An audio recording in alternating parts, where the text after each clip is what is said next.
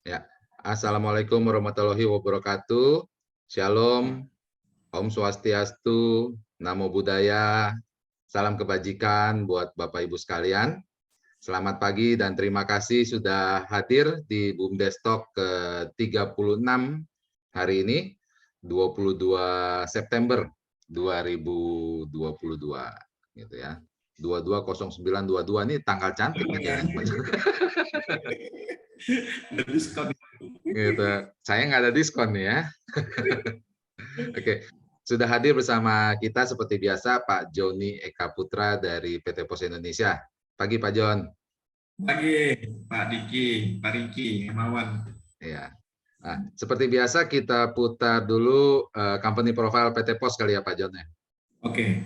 Oke, baik. Bapak Ibu sekalian, kami tampilkan, kami putarkan company profile dari PT Pos Indonesia.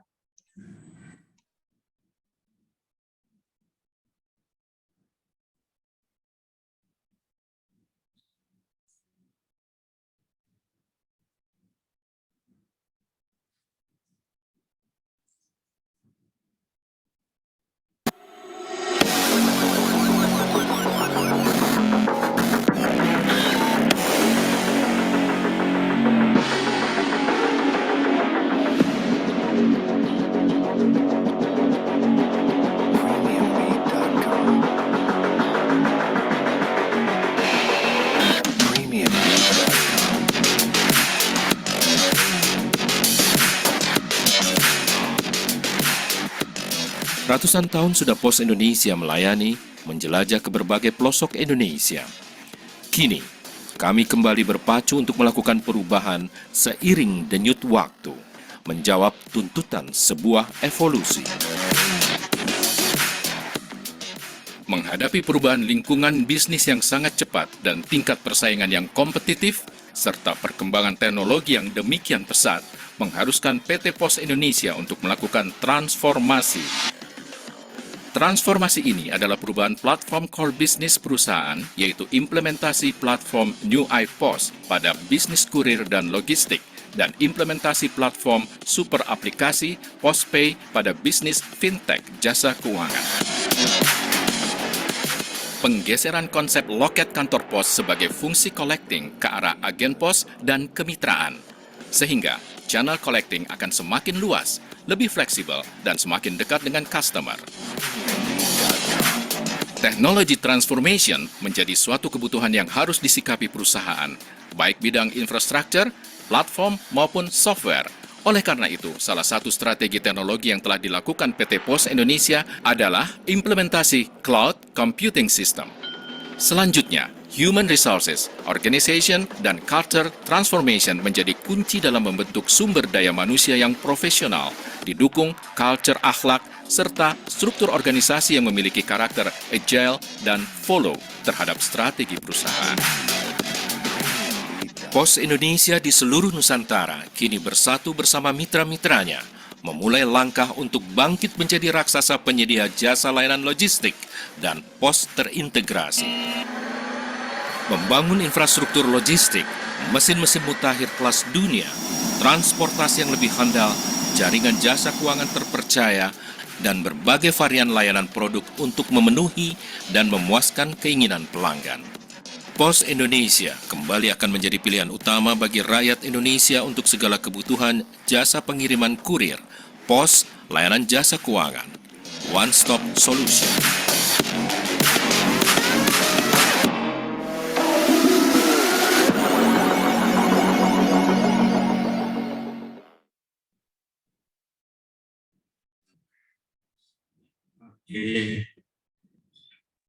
Iya, profil singkat PT Pos Indonesia. Pak Jon, agenda kita hari ini apa nih Pak Jon? Ya, agenda kita ini tentang inilah teman-teman dari kampus, dari teman-teman ITB, kita hadirkan kembali supaya memperlihatkan tentang komunitas ekosistem dari UMKM, BUMDes dan koperasi itu. Oh, mantap. Pak Samsul berhalangan hadir sepertinya Pak Jon. Siap, berhalangan hadir beliau kayaknya. Ada yang mewakilinya? Kayaknya. Lanjut, Pak Riki. Oke, mungkin Pak John ada sedikit sambutan mewakili PT Pos Indonesia. Silakan Pak John. Terima kasih Pak Riki. Assalamualaikum warahmatullahi wabarakatuh. Selamat pagi, salam Waalaikumsalam. semua. Yang saya hormati Mas Dava Retia Parandi.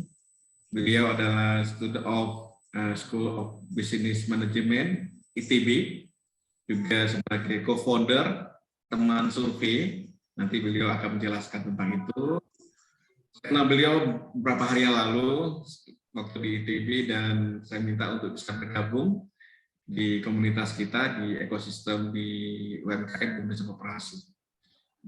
Dan terima kasih juga ke Pak Riki sudah mengadakan kegiatan ini, dan juga teman-teman UMKM Bumdes Koperasi yang hadir, serta para mahasiswa yang ikut hadir di kegiatan webinar gratis ini di Bumdes Talk ke-36.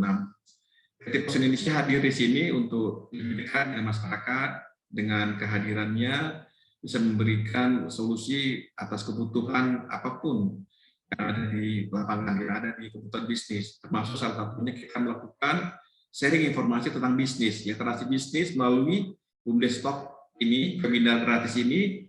Tema-tema kita sebelumnya tentang digital marketing, tentang desain, tentang membuat website, landing page, tentang ekspor, tentang memotivasi, tentang sharing dan testimoni bagi para pelaku usaha yang sudah sukses, beberapa agen usaha sudah sukses. Juga kita akan sesi ini kita akan melibatkan para mahasiswa, teman-teman di ITB. Mas Dava Retia akan memberikan paparannya dan aktivitas beliau, nanti kita dengarkan apa. Dan tentunya kalau kita melibatkan seluruh mahasiswa seluruh Indonesia, Pak Riki, luar biasa nih. Oh, ya. Ini luar biasa ini. Dan memang Pak, ini eranya era milenial soalnya ya.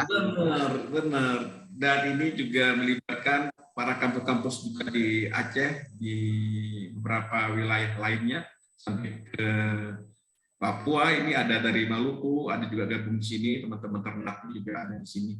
Ada yang dari NTT Pak, dari ND itu tadi Pak. Ya, luar biasa. Nah, dengan adanya sarana Zoom seperti ini, kita bisa sharing berbagai informasi untuk menambah akses informasi, menambah pemahaman tentang digital, tentang bisnis, tentang ekspor, dan tentunya ini sangat berguna buat pelaku usaha.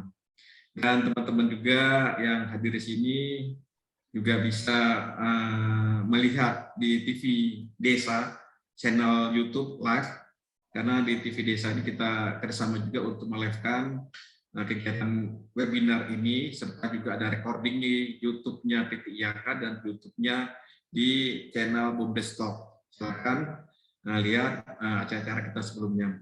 PT Pos Indonesia juga sudah berubah saat ini dengan adanya aplikasi Postpay. Aplikasi Postpay bisa di-download di aplikasi di Play Store atau App Store untuk sarana layanan keuangan di situ, bayar-bayar. Kemudian beberapa target-target juga di situ. Kemudian aplikasi Pos Aja, sarana untuk pick up, untuk pengiriman apapun dari menerima perguruan negeri bisa melalui aplikasi Pos Aja. Juga sarana untuk berwirausaha, untuk membuka layanan agen pos. PT Pos Indonesia menghadirkan layanan ini atau kemitraan ini bagi siapapun yang berkeinginan untuk berwirausaha, membuka peluang usaha. Silakan bergabung menjadi kemitraan kita, menjadi agen pos. Nanti akan dipaparkan oleh Pak Riki juga untuk kebutuhan membuka layanan agen pos. Terima kasih bagi semuanya yang sudah hadir di sini, dan kita dengarkan sampai akhir kegiatan webinar ini. Teman-teman Mas Dava juga tidak sabar lagi memberikan paparannya. Saya rasa terima kasih. Assalamualaikum warahmatullahi wabarakatuh. Waalaikumsalam warahmatullahi wabarakatuh. Terima kasih Pak John. Ini saya tertarik nih judulnya Mindset Entrepreneur. Jadi Bapak Ibu sekalian selama ini yang berusaha harus merubah ya Pak John mindsetnya. Betul. Mindset karyawan, mindsetnya yang bekerja harus dirubah menjadi mindset yang menjadi entrepreneur. Gitu.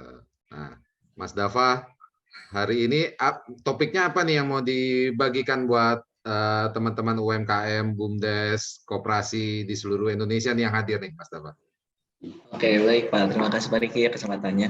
Jadi kita di sini saya pribadi bakal sharing dan juga mungkin saya juga bakal belajar dari teman-teman BUMDes semuanya di sini ya. Gak cuma saya yang mampir materi, tapi saya juga bakal belajar dari yang lain juga. Jadi kita di sini bakal sama-sama belajar soal pola pikir seorang wirausaha ya Pak ya, seorang entrepreneur gitu ya. Kadang seperti ini Pak, ada case di mana kita mengaku nih kita seorang entrepreneur, kita seorang wirausaha gitu kan. Kita coba mendirikan bisnis, kita coba mendirikan dagangan atau misalnya BUMDes tadi kita ya, kita coba gerakan, kita buat program sebaik mungkin, tapi mungkin kita bertanya-tanya sebenarnya pola pikir kita itu sudah menerapkan pola pikir wirausaha atau belum gitu. Mantap. Jangan-jangan kita masih berpikir seperti karyawan, tapi Iya. ya peluang atau program yang kita laksanakan ini ya pekerjaan bisnis yang dimana butuh pola pikir wirausaha. Jangan-jangan itu yang buat bisnis kita nggak stuck atau tidak bergerak dengan baik itu karena kita belum punya pola pikirnya, Pak. Jadi mandek ya. Iya betul sekali Pak. Oh, mantap, ini kayak topiknya menarik nih. Oke Bapak Ibu, pastikan untuk mengikuti sesi sampai akhir. Nanti di akhir acara kita akan buka sesi untuk tanya jawab gitu ya. Dan nanti di sesi akhir kami juga akan memaparkan peluang usaha keagenan kantor pos. Jadi Bapak Ibu bisa membuka usaha sebagai agen pos, bisa melayani seluruh layanan yang ada di kantor pos gitu ya. Oke, waktu dan tempat saya persilakan Mas Dava. Oke, terima kasih Pak Riki atas kesempatannya ya. Assalamualaikum warahmatullahi wabarakatuh. Waalaikumsalam. Oke.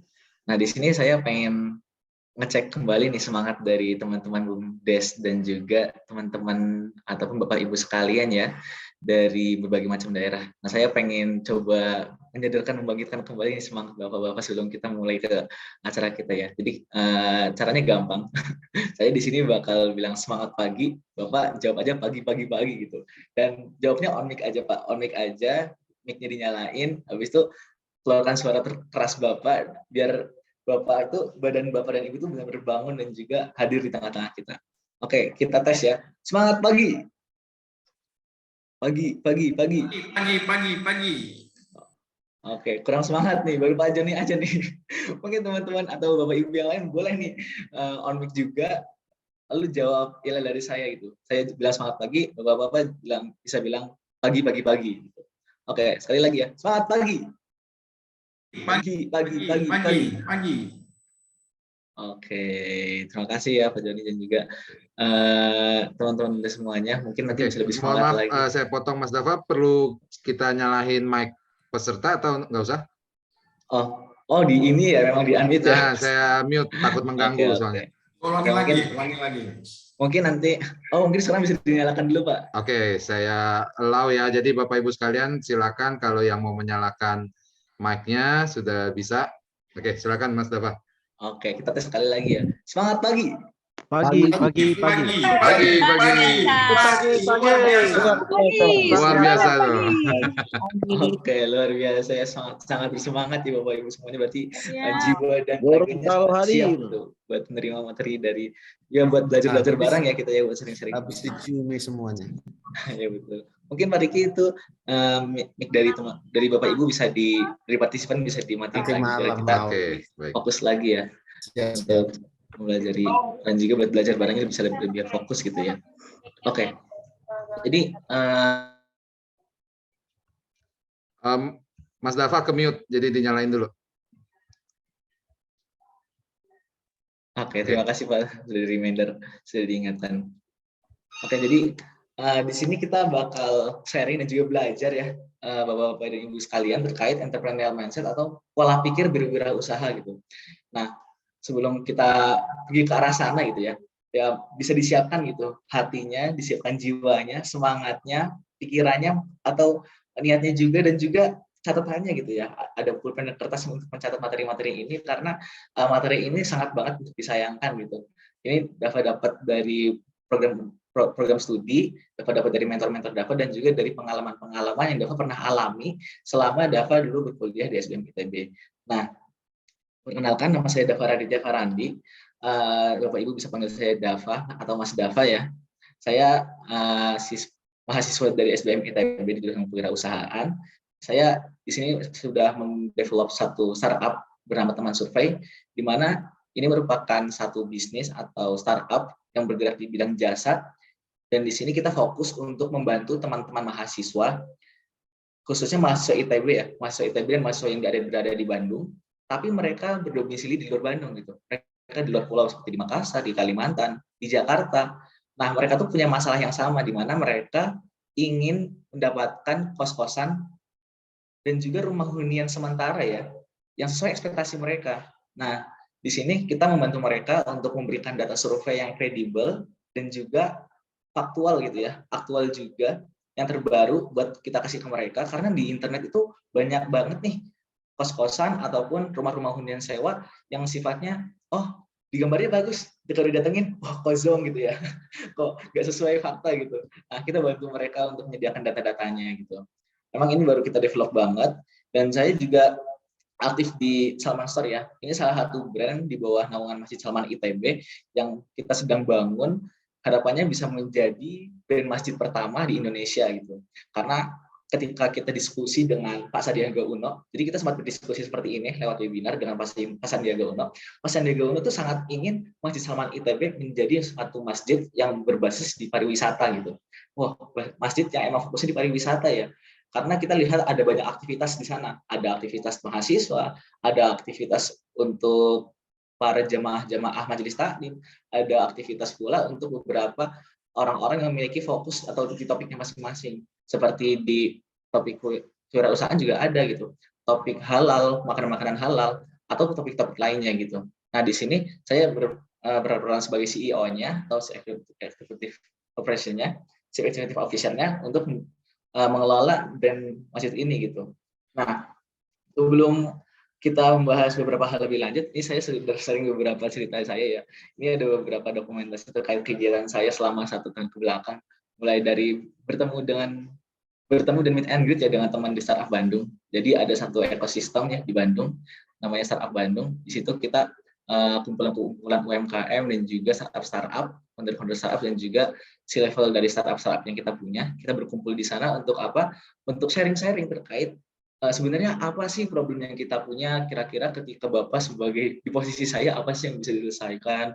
Lalu ada juga kita sharing beberapa hal terkait potensi startup ke depannya seperti apa, kira-kira bisa nggak sih kita berkolaborasi gitu, walaupun ya bidang ataupun cakupan startup kita berbeda-beda gitu. Nah, lalu di sini juga ada mentor saya gitu, Bang Jeff ya, ada mentor saya di mana saya benar-benar dibimbing dari nol oleh beliau di SBM ITB gitu ya. Beliau ya salah satu mentor yang keren karena beliau juga punya startup di bidang IT consultant.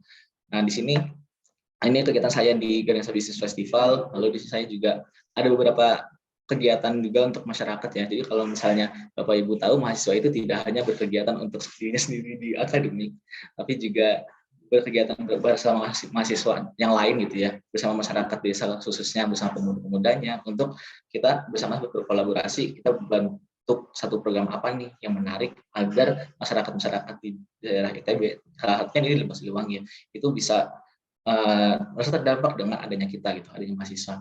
Ini foto saya ketika saya ke kantor Kemenparekraf ya. Jadi ini saya diamanai sebagai kepala departemen eksternal untuk mencari pendanaan terkait program Ramadan dan juga Idul Adha di Masjid Salman ITB. Salah satunya adalah ke Kemenparekraf.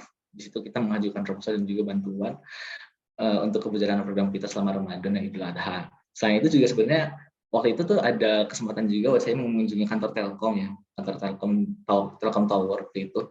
Karena kita berhasil, ya kita diundang juga sebenarnya oleh Pak Fazil Ngasir dan juga oleh beberapa orang di Telkom ya, untuk memberikan proposal yang kita punya. Lalu kita ke kantor kita bisa juga untuk mengajukan permohonan untuk kerjasama dengan Masjid Salman gitu. Nah, ini nanti adalah acara-acaranya gitu ya, lumayan ramai ya. Tapi mungkin Bapak dan Ibu agak kaget gitu, kok masjid ada acara seperti ini gitu. Ya itulah itu di Masjid Salman ITB gitu. Memang kita mewarnai masjid dengan kegiatan-kegiatan mahasiswa gitu, yang tidak hanya bersifat religius tapi sifatnya bisa membentuk peradaban gitu, membentuk orang-orang dan juga membentuk masyarakat gitu. Ini waktu itu acaranya mulai dari Ramadan sampai Idul Adha ya Pak ya. Ada acara seperti berbagi makanan buka puasa setiap harinya ya. Ada acara perlombaan, acara bakti sosial dan juga charity. Ada juga acara-acara yang sifatnya kita turun langsung ke lapangan gitu ya. Kita berjalan-jalan membagikan makanan gitu. Dan ini juga aktivitas dari bisnis saya ya, teman Survei, kita berkolaborasi dengan berbagai startup untuk membentuk suatu acara, suatu event yang dimana kita mengundang mahasiswa berprestasi, karena kita tahu ketika awal penerimaan mahasiswa baru, ada beberapa mahasiswa yang mereka itu membutuhkan pengetahuan atau informasi terkait bisnisnya bagus, bisnisnya bisa jalan, lalu ada juga yang mungkin kegiatan yang sifatnya prestatif ya, perlombaan-perlombaan itu bisa jalan bersamaan, tapi juga tidak melukai diri kita sendiri gitu. Ya kita bisa tetap jalan, bisa tetap enjoy dengan semua hal itu, tapi kita bisa dapat semuanya. Nah kita undang mahasiswa berprestasi, Adam itu. Oke. Terus sekedar perkenalan dari saya ya, mungkin nanti ketika Bapak Ibu Eko bisa tanya di belakang. Oke, mungkin kita coba cek dulu gitu. Pengen cek dulu wawasan dari Ibu semua gitu. Menurut Bapak apa sih kabar dunia hari ini? Ada kabar apa gitu di dunia hari ini? Dan mungkin sudah dengar berita apa saja sih tentang negara kita di hari ini? Mungkin boleh Bapak Ibu semuanya coba chat di kolom chat gitu ya. Kira-kira sudah dengar berita apa aja hari ini gitu terkait negara kita gitu. Kayaknya seru deh kalau misalnya ngomongin isu-isu pemerintahan juga isu-isu yang ada di negara kita. Boleh teman Bapak Ibu chat aja di kolom chat gitu, biar saya bacakan gitu. Enggak, oh inflasi, mangga bisa inflasi ya. Ada lagi mungkin Bapak Ibu, BBM turun-turun, agak susah ya kalau sudah turun, pokoknya naik terus gitu. Mungkin ada isu apa lagi nih yang mungkin Bapak Ibu temukan itu, dolar naik, oh iya, semua barang naik, demo di mana-mana, betul ya. Jadi kita ngerasain pas demo-demo lagi gitu setelah sekian lama. Dulu pandemi, demo nggak ada gitu, sekarang demonya apa? Sekarang ada isu demo naik gitu kan. Pandeminya udah berhenti gitu, demonya jadi naik gitu kan.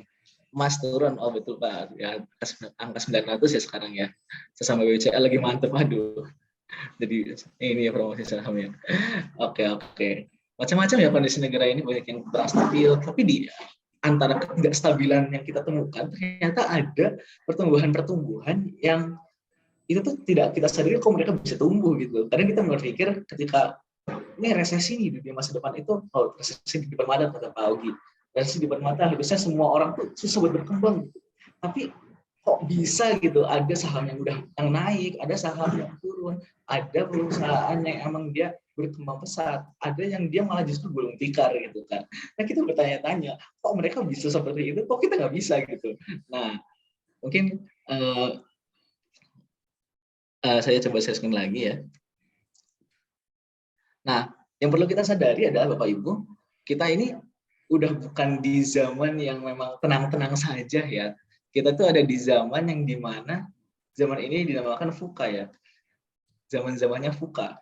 Nah, mungkin Bapak Ibu pernah mendengar ataupun pernah menemukan hal ini gitu. Tapi saya coba jelaskan lebih lagi. Saya sharing lebih lagi. Saya sharing lagi VUCA itu apa gitu. Kita sama-sama belajar aja gitu ya. Saya pun belajar dari hal ini gitu. Nah, VUCA ini sebenarnya merupakan suatu keadaan gitu ya, satu kondisi, suatu negara dan juga mungkin seluruh dunia ya, bisa mencakup seluruh dunia Pak, di mana suatu kondisi negara ini dideskripsikan dengan 4 huruf. Yang pertama volatile, uncertainty, complexity, dan ambiguity. Kita coba diskusikan dan juga bahas satu persatu nih Pak, 4 huruf ini. Yang pertama volatile, kondisi itu naik turun Pak. Kadang ada masanya negara itu naik gitu, IHSG naik gitu kan. Kadang ada masa-masanya, oh harga tuh jadi turun gitu kan. Orang-orang mau beli jadi enak gitu. Mereka punya gaji besar gitu kan. Ada satu kondisi kayak gitu Pak. Tapi nggak berjelang lama, mungkin ada jeda waktu sekitar 1 bulan kan nggak lama ya. Langsung turun lagi gitu. Tiba-tiba loh kok harga minyak naik gitu kan. Harga tiba-tiba naik, harga cabai naik gitu kan. Dan tiba-tiba aja daya beli kita jadi turun gitu kan. Wah nih susah nih kalau misalnya mau beli cabai atau mau beli bahan-bahan pokok. Nah itu volatile Pak. Sekarang kita mungkin merasakan hal itu ya. Atau mungkin dulu sebelum pandemi gitu. Banyak banget kejadian-kejadian naik turun yang nggak jelas arahnya dari mana. Nah ini lanjut ke huruf U-nya, uncertainty atau ketidakpastian. Seolah-olah dengan naik turunnya tadi, naik turun yang benar-benar drastis dan berulang-ulang, itu tuh kita jadi bingung nih kayak masa depan dia, masa akan datang itu kok kayak nggak jelas banget, nggak pasti banget. Seolah kita misalnya mau jualan gula, yang awalnya kita menentukan harga 15.000, misal aja ya Pak ya, kita menentukan harga awalnya 15.000, oh di satu sisi, oh ada waktu di mana di pasar, di pabriknya ataupun di produsennya harganya 10.000, oh kita dapat margin 5.000. Ada di satu waktu di masa yang akan datang mungkin ya, oh tiba-tiba harganya naik di 20.000 gitu. Wah, gak pasti banget kan ya. Apakah kita akan melanjutkan untuk menjual gula atau kita akan pivot ke tempat yang lain. Pivot itu kita pindah ke produk yang lain gitu. Nah, ini hal-hal yang nggak pasti nih Pak. Yang ketiga adalah yang C-nya kompleks gitu. Hal-halnya itu sangat rumit dan juga kompleks gitu.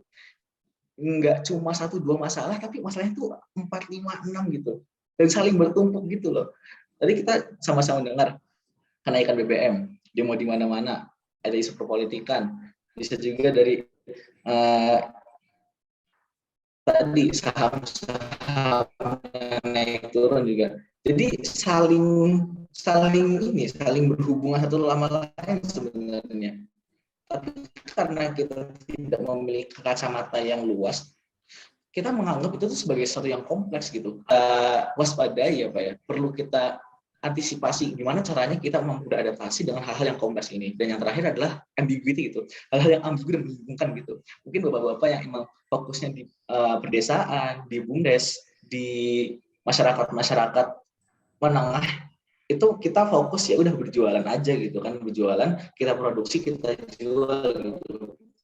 Nah di satu sisi kita kadang bingung gitu, ini teman saya kemarin baru ngedevelop tim, baru bikin bisnis, kok tiba-tiba omsetnya udah berpuluhan juta padahal dia baru tinggal di rumah. Kan sekarang lagi tren gitu ya Pak, ada startup ataupun lagi ada tren-trennya startup gitu ya, mereka dengan bisnisnya masing-masing, dengan idenya dan inovasinya, dengan orang yang sedikit dan mungkin nggak punya tempat atau nggak punya kantor ya, mereka aktif di kantor-kantor, di kos-kosannya atau di rumah-rumahnya, tapi mereka bisa menghasilkan puluhan bahkan ratusan juta gitu dari aktivitasnya gitu. Nah mungkin itu bisa kita pelajari lebih dalam nanti ya. Tapi itu hal yang membingungkan gitu. Sedangkan kita yang udah berjalan puluhan tahun, udah punya kantor, udah punya karyawan yang tetap, sistem yang udah berjalan dengan baik, tapi konsepnya gitu-gitu aja gitu ya. Nah itu kan hal yang membingungkan sebenarnya. Nah hal-hal ini sebenarnya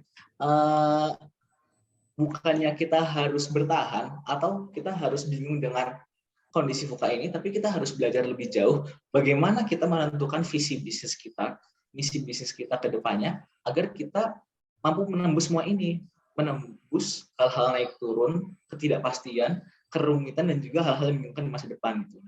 Nah, fun fact-nya adalah VUCA itu udah lewat. Zaman VUCA itu udah lewat, bahkan sebelum pandemi. Nah, ketika pas masa pandemi adalah masa puncak-puncaknya di mana kita disebut sebagai sudden death ya, masa sudden death atau istilahnya sakaratul mautnya lah, kayak di ujung tanduknya, benar-benar di ujung tanduk resesi dan di ujung tanduk kegagalan gitu. Nah, disebutlah oleh beberapa peneliti sebagai BANI gitu ya, brittle, anxious, unlimited, dan incomprehensible gitu. Naik tingkat Pak. Jadi dari yang awalnya volatile, dari yang naik turun, itu jadi brittle alias mudah pecah gitu. Sensitif banget nih, dikenain sedikit atau ada kompetitor baru, langsung ludes, langsung gulung tikar ke bisnisnya gitu. Misalkan Bapak sekarang sebagai aktif sebagai pembisnis ya di bidang souvenir gitu. Nah, tiba-tiba ada nih orang masuk di bidang souvenir dengan inovasi yang baru. Wah, itu Bapak berpotensi mudah pecah kalau Bapak nggak mengikuti inovasi yang sedang tren gitu kan. Nah, itu di masa-masa sekarang gitu, apalagi lagi pandemi gitu kan, daya beli orang turun dan juga mereka mulai selektif gitu dengan teknologinya gitu, dengan cuma lihat Tokopedia, lihat Shopee, mereka bisa milih-milih gitu kan. Ada kasus di mana Pak, saya mau beli baju ini, oh enggak, harganya 100.000 ya, tapi saya lihat di Tokopedia ini 50.000 gitu, ya udah beli Tokopedia aja gitu kan. Ini kualitasnya beda gitu. Itu udah mulai melek gitu loh. Kalau dulu kan kita nggak tahu nih harga di pasaran berapa, ya kita langsung aja udah tahu gitu. Nah bagaimana kita berinovasi gitu buat mencapai atau melewati hal-hal brittle tadi atau hal-hal yang mudah pecah tadi. Lanjutnya adalah anxiety atau keadaan yang mengkhawatirkan gitu kan. Banyak kekhawatiran di mana-mana Pak, karena isu-isu yang berkembang tadi gitu. Ya, Bapak sekarang juga merasakan kan BBM naik, khawatir nanti anak juga nggak anak kuliah nggak lulus atau anak mau makan apa gitu. Ya kita sama-sama punya kekhawatiran dan kekhawatiran ini itu menyebar kemana-mana gitu. Nggak cuma kita yang merasakan, tapi orang-orang di seluruh dunia merasakan. Selanjutnya ada hal non linear ya, pemilihan atau tidak lulus disebabkan oleh banyak hal. Nah ini bukan oleh banyak hal lagi, tapi emang nggak jelas gitu arahnya kemana dan nggak lurus gitu. Kalau misalnya lurus kan kita bisa prediksi, oh ini ada masalah ini, masalah ini, penyebabnya ini. Tapi sekarang susah untuk memprediksi sebenarnya masalah ini tuh gara-gara apa sih? Susah untuk memprediksi satu penyebab atau gejala dari satu masalah gitu. Akar masalah itu susah dicari gitu. Nah, selanjutnya adalah incomprehensible atau sulit dipahami gitu. Kalau tadi di yang sebenarnya di VUCA itu ada ambiguity, tapi di sini ada incomprehensible gitu. Di mana kita menemukan hal-hal yang sulit untuk dipahami selain dari hal-hal yang membingungkan tadi. Kalau tadi hal-hal yang membingungkan ya, bingung banget ini hal-halnya untuk dipelajari, tapi ini sekarang kita lebih dalam lagi menemukan hal-hal yang sulit untuk dipahami gitu. Nah, Bapak-bapak dan Ibu-ibu, sedikit fakta ya, sedikit mengulas fakta gitu.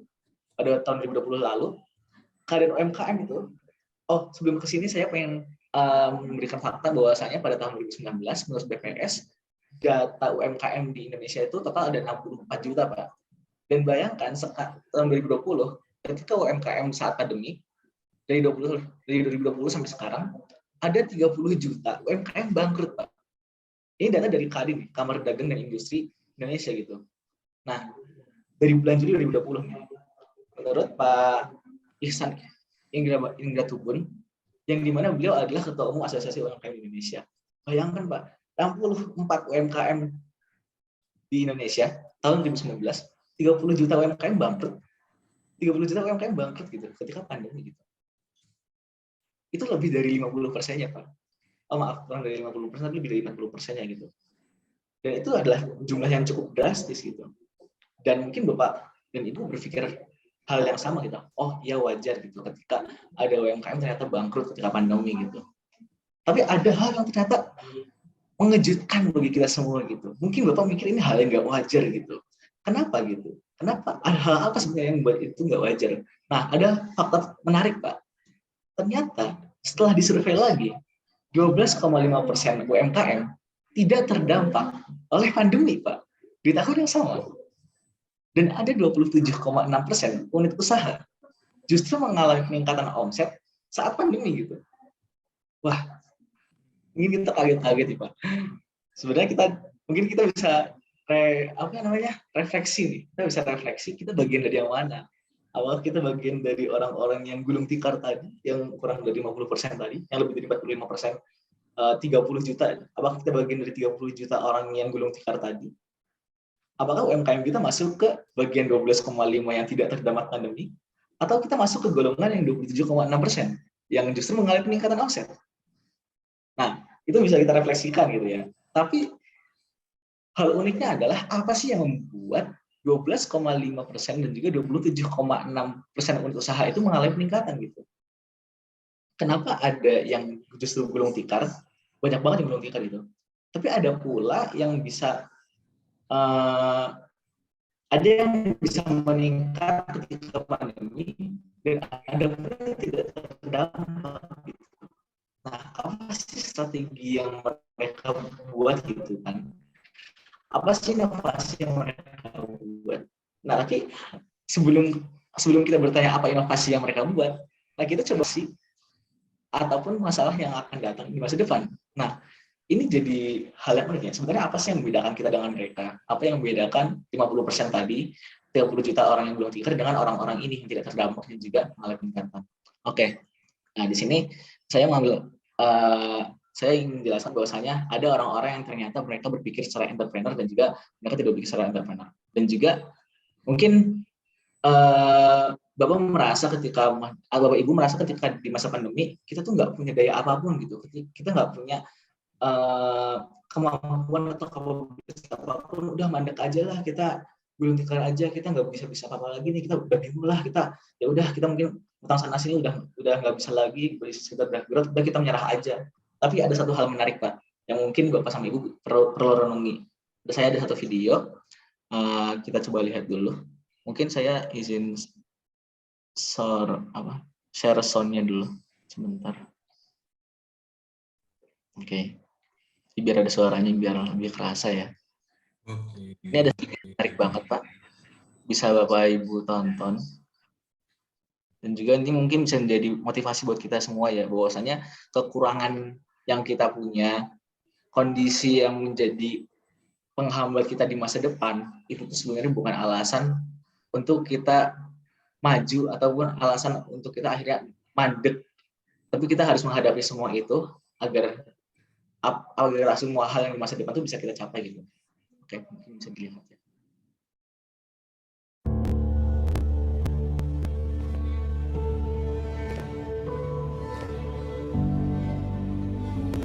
Yang kata orang tidak.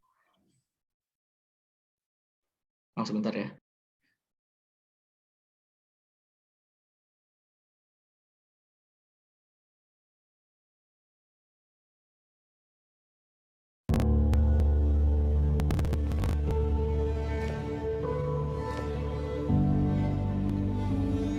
Yang kata orang tidak mungkin, kalau sudah ada ingin, semua terdengar seperti angin.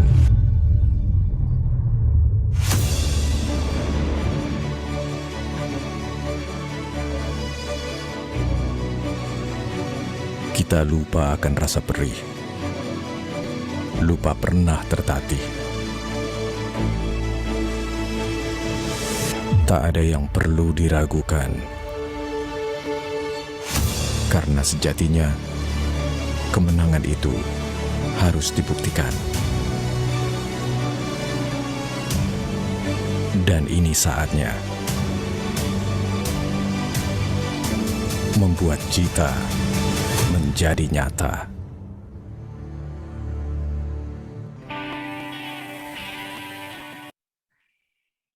Oke, terima kasih telah menyaksikan ya Bapak Ibu semuanya. Di sini kita mungkin bisa refleksi ya. Ternyata ada orang-orang di luar sana yang mereka tuh memiliki kapabilitas yang rendah, memiliki keterbatasan, baik di keterbatasan fisik maupun pikiran, tapi mereka masih punya semangat ya, masih punya semangat untuk berkembang lebih jauh, sehingga mereka bisa mencapai apa yang mereka impikan di masa depan. Menjadi seorang juara, menjadi seorang atlet, menjadi seorang yang memang seorang pebasket, seorang perenang gitu. Kita bisa lihat dari orang-orang yang memiliki tubuh yang sempurna.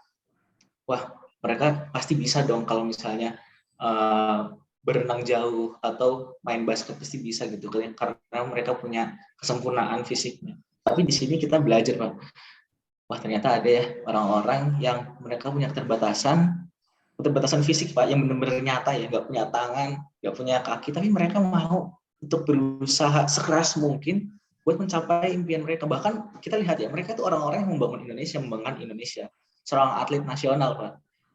Yang mereka cita-citanya bukan cuma cita-cita pribadi, tapi cita-cita membangun negara, membanggakan nama Indonesia gitu. Nah, di sini kita akan membahas lebih jauh terkait gimana sih kita punya semangat yang sama gitu. Nah, khususnya di bisnis, dalam membangun satu startup atau membangun suatu usaha, kita pun perlu berpikir sebagaimana wirausaha idealnya gitu ya. Jangan sampai kita punya bisnis, kita punya usaha, tapi pola pikir yang kita terapkan itu masih seperti pola pikir karyawan gitu, atau pola pikir orang-orang yang tidak mengerti bisnis gitu. Nah, harapannya ketika kita berbisnis dengan pola pikir bisnis, kita bisa bisnis dengan baik gitu, dan apa-apa yang bisa kita capai di masa depan itu bisa tercapai gitu. Oke, di sini kita bakal membahas soal pola pikir usaha ya, Bapak Ibu sekalian. Jadi kenapa pola pikir wirausaha gitu ya? Nah, apa sih sebenarnya pola pikir wirausaha? Nah, pola pikir wirausaha ini sebenarnya merupakan satu sistem atau satu cara berpikir dan juga cara berperilaku dan juga cara bertindak seorang wirausahawan, Pak. Nah, lebih detailnya adalah ada beberapa poin yang sebenarnya harus dimiliki seorang wirausaha. Nah, kita coba koreksi nih. Sebenarnya kita sebagai pebisnis, sebagai orang-orang yang udah punya UMKM, sebagai pelaku usaha, pelaku bisnis, pelaku UMKM, kita udah punya pola pikir ini atau belum gitu. Jangan-jangan bisnis kita mandek, bisnis kita nggak bergerak, bisnis kita rugi atau belum tukar, itu gara-gara kita belum memiliki pola pikir ini gitu.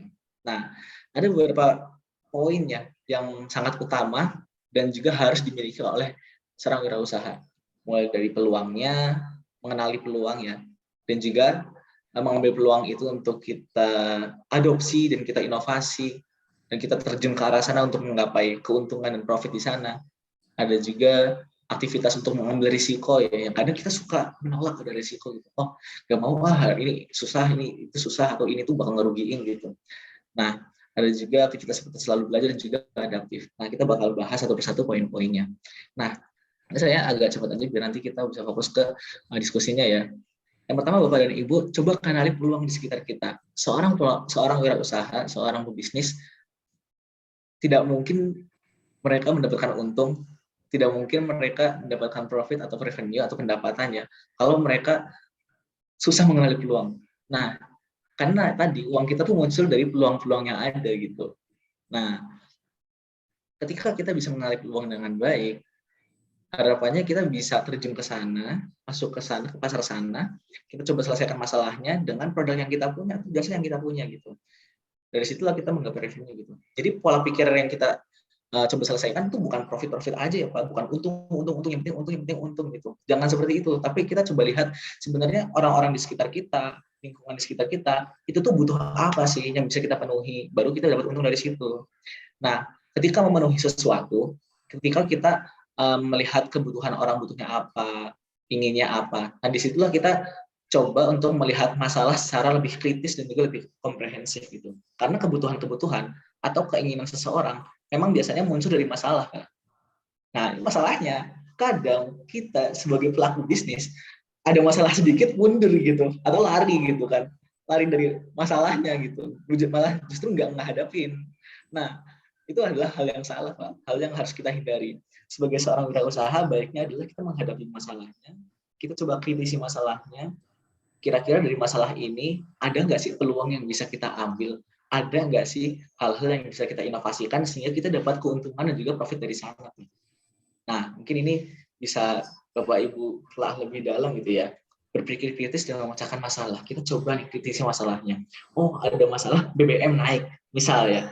Kira-kira dari situ kita bisa ambil peluang nggak biar kita tuh bisa mendapat keuntungan. Oh, misalnya Bapak Ibu berinovasi nih, ada sebenarnya bahan alami di luar sana yang itu tuh bahannya murah, tapi itu tuh bisa kita kelola biar jadi minyak yang juga levelnya sama kayak bensin gitu.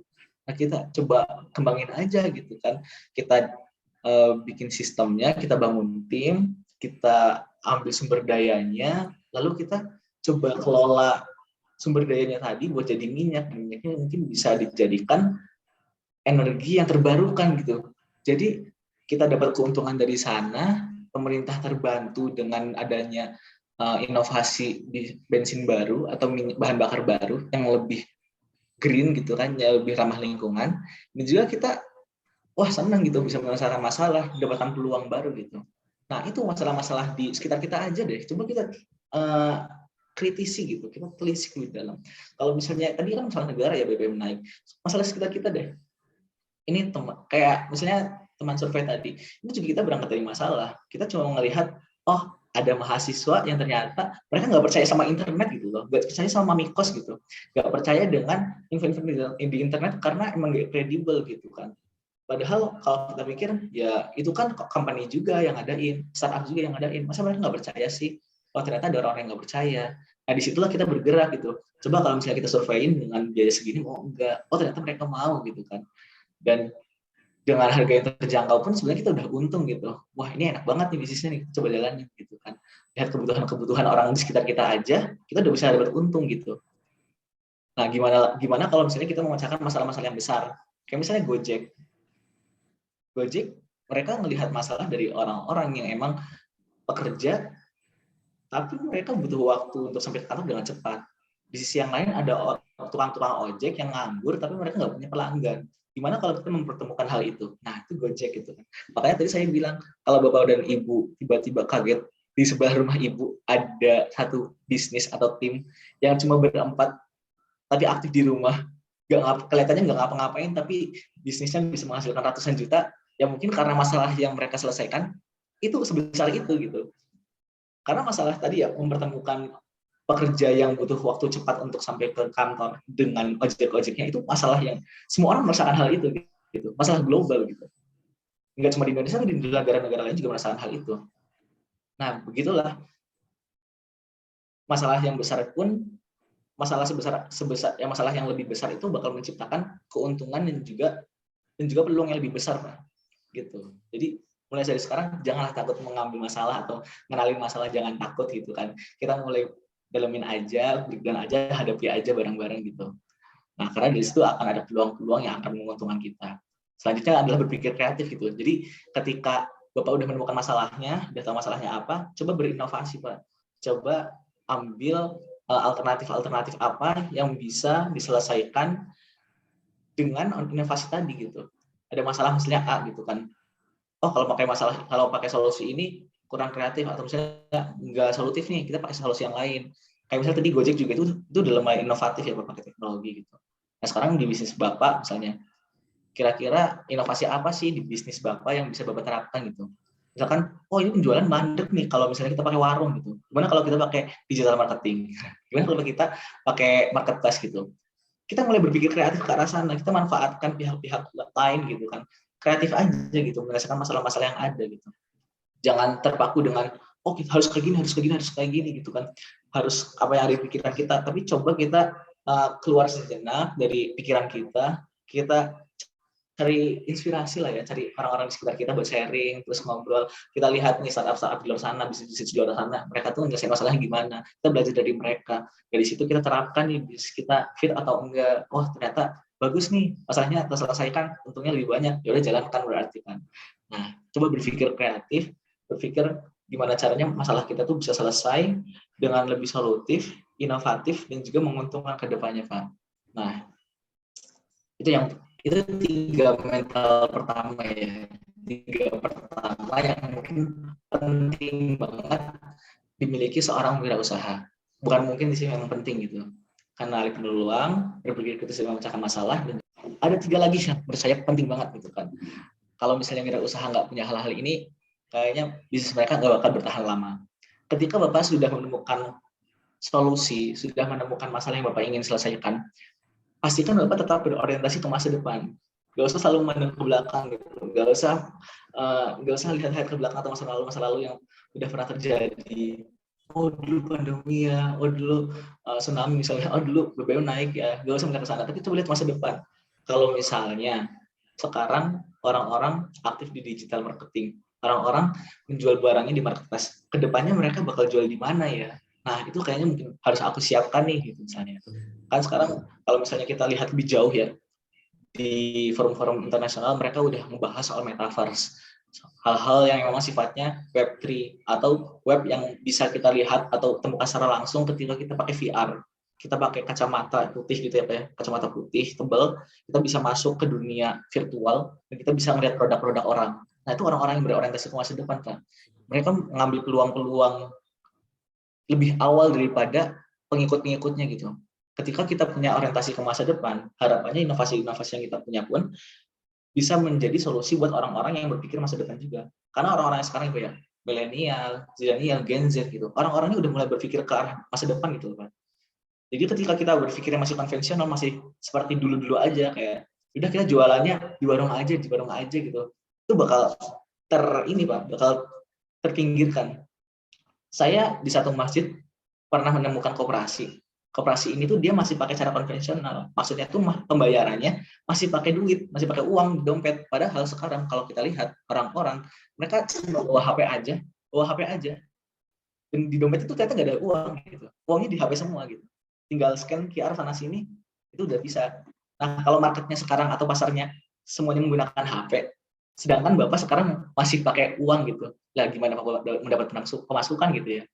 Nah, kita coba berorientasi ke masa depan, dan ketika kita melihat peluang-peluang bagus di masa depan, kita coba ambil ke sana, kita adopsi inovasi itu gitu. Jangan mau kalah dengan orang-orang di luar sana yang memang sudah menemukan inovasi-inovasi itu duluan. Nah, selanjutnya kita tadi udah menemukan solusi, kita udah berorientasi ke masa depan nih, udah menemukan masalahnya, udah menemukan solusinya. Nah, kita nggak bisa dong menunggu-nunggu, tunggu ada tim deh biar bisa jalanin gitu. Atau misalnya nanti tunggu orang lain buat ikut bantu kita ngejalanin, nggak bisa Pak. Kita harus inisiatif sendiri, punya pemikiran sendiri, dan juga punya kemandirian untuk mengeksekusi semua hal yang telah kita pikirkan tadi Pak. Kalau misalnya nggak dieksekusi, ya ide itu cuma sebatas ide gitu, tenggelam sebagai ide aja. Padahal ya tadi kita tuh butuh bergerak cepat gitu. Nah, prinsipnya adalah coba Bapak punya visi yang besar, ketika punya visi yang besar langsung gerak aja, bergerak dengan cepat. Dan ketika ada satu kondisi-kondisi tertentu yang membuat Bapak ada masalah atau misalnya ada problem-problem, ya udah coba dihadapi dan coba iterasi lagi. Oh, ini ternyata produknya nggak sesuai dengan pasar. Kita ubah lagi nih, lempar lagi ke pasar. Oh, nggak sesuai lagi, ubah lagi, lempar lagi ke pasar. Jadi coba inisiatif mandiri buat mendevelop produk-produk yang kita punya gitu. Harapannya dengan eksekusi dengan mandiri tadi, ya kita nggak menunggu-nunggu gitu, karena waktu terus berjalan nih Pak, waktu terus berjalan, takutnya produk-produk Indonesia yang kita tawarkan udah nggak relevan lagi. Lanjut nih, ada yang komunikatif dan kolaboratif. Jujur Pak, saya kalau misalnya menjalankan bisnis di brand Salman tadi, brand Masih tadi, ketika saya jalan sendirian, itu saya nggak bisa. Karena saya terbatas di content creator. Saya bukan orang yang jago di desain, saya bukan orang yang jago di marketing. Saya emang fokusnya di pengembangan bisnis. Ketika saya jalanin sendiri, ya produk yang saya tawarkan nggak bakal diterima di pasar dengan baik, Pak. Jadi cobalah Bapak dan Ibu lihat di sekitar Bapak nih. Jangan anggap mereka sebagai musuh, tapi anggap mereka sebagai teman gitu. Kita coba nih hal-hal apa sih yang bisa kita kolaborasiin gitu. Kita bareng-bareng gerak dan kita bareng-bareng menyelesaikan masalahnya gitu. Oh, saya punya modal nih. Oh, saya punya ide ini nih, udah kita bareng-bareng aja gitu kan, punya modal, punya ide, kita jalanin bareng gitu. Atau misalnya, oh saya expert di desainnya loh, oh saya expert di programmernya gitu, di websitenya saya bisa bikin website, udah kita kerjasama aja gitu, kita kolaborasi, dan juga kita selesaiin masalahnya bareng-bareng, dan kita ambil keuntungan di sana. Jangan berpikir kayak bisnis harus sendiri, oh saya pengen mandiri gitu, saya pengen jadi founder atau CEO yang emang chief everything officer. Nah, itu susah Pak, itu susah. Bakal lama buat growth-nya. Tapi Bapak kalau kita kolaborasi dan kita coba bisa sampaikan lebih komunikatif ya buat menyampaikan ide-ide yang kita punya, visi-visi kita ke depannya, harapannya kita bisa saling paham dan juga bisa bekerja sama dan bergerak lebih jauh, Pak. Ada istilah gini, Pak.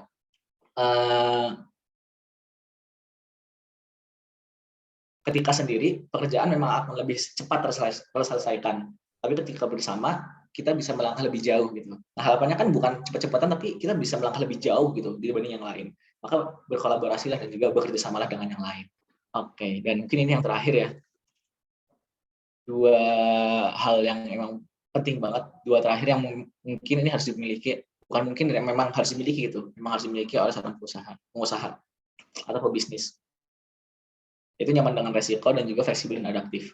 Bapak Ibu sekalian, di masa depan, di depan sana, ketika kita menjalankan bisnis, bakal banyak resiko-resiko bisnis yang akan kita hadapi. Kita bikin warung aja, warung BUMDes yang kita bikin sekarang, itu Bapak udah punya kompetitor, itu resiko Bapak loh. Resiko yang Bapak buat sendiri ketika Bapak mulai menjalankan bisnis. Nah, cobalah untuk nyaman dengan resiko, Pak. Jangan takut untuk menghadapi resiko. Nanti saya bakal menjelaskan gimana sih cara kita mengelola resiko. Seorang wirausaha tuh harus menerima resikonya dulu, Pak. Terima aja dulu resikonya. Oh ya, terima dulu. Tinggal nanti resikonya adalah gimana sih kita membuat resiko ini bisa menjadi batu loncatan buat kedepannya lebih baik gitu kan. Atau mungkin kita bisa mengelola resiko ini menjadi keuntungan buat kita gitu. Ada case-case di mana perusahaan-perusahaan besar mereka menggunakan resiko yang mereka punya buat menguntungkan mereka sendiri. Nanti bakal saya ceritain.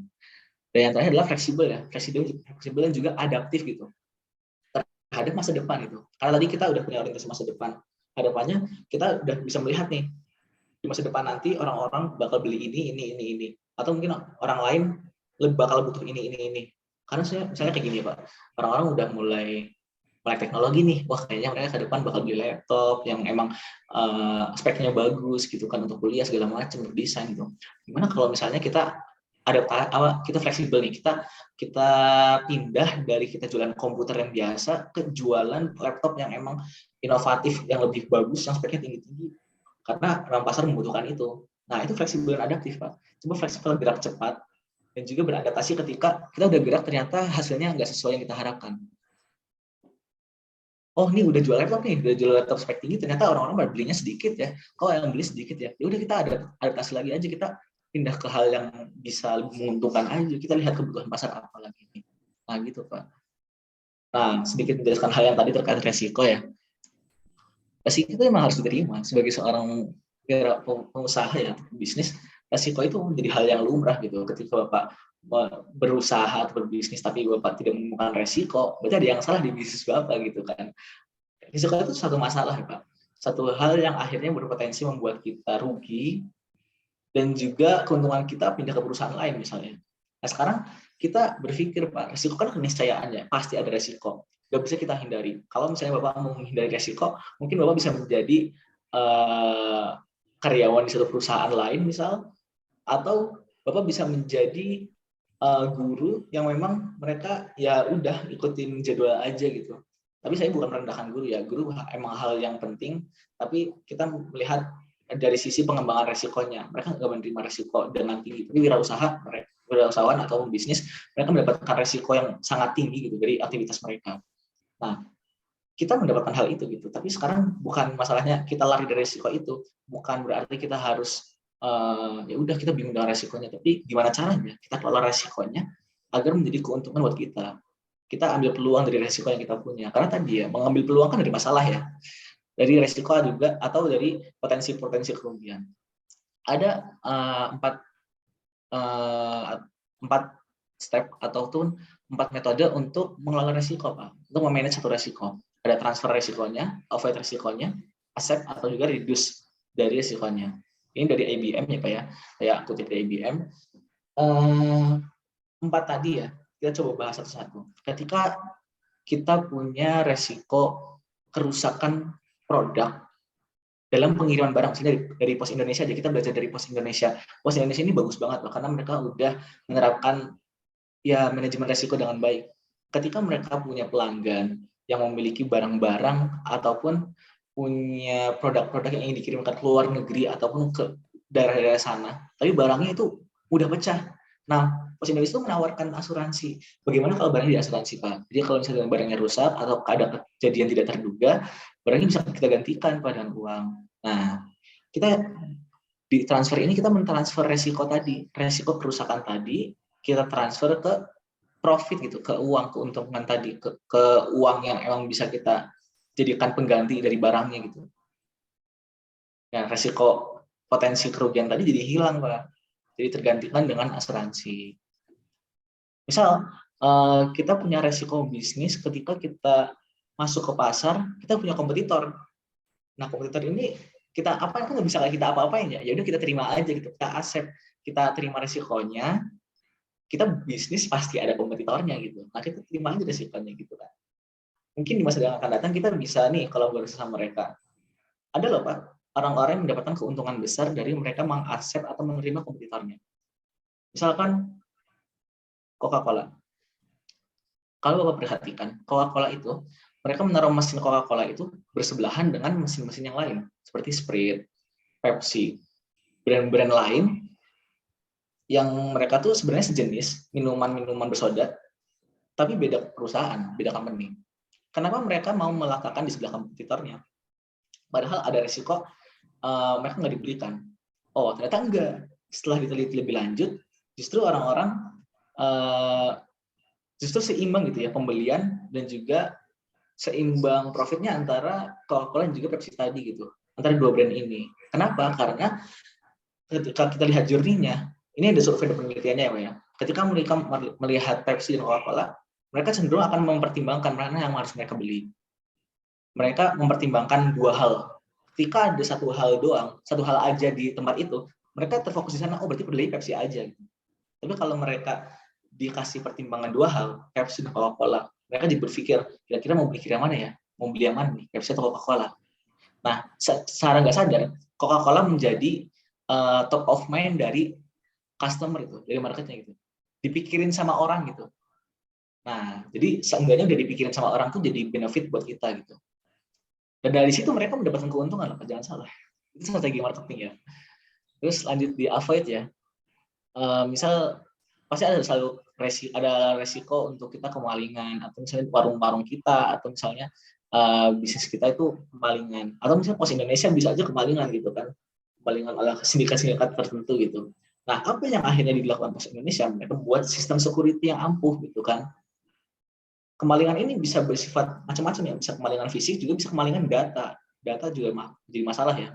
Nah, Pos Indonesia menerapkan cyber security system misal buat mencegah data-data customer itu hilang ke orang-orang.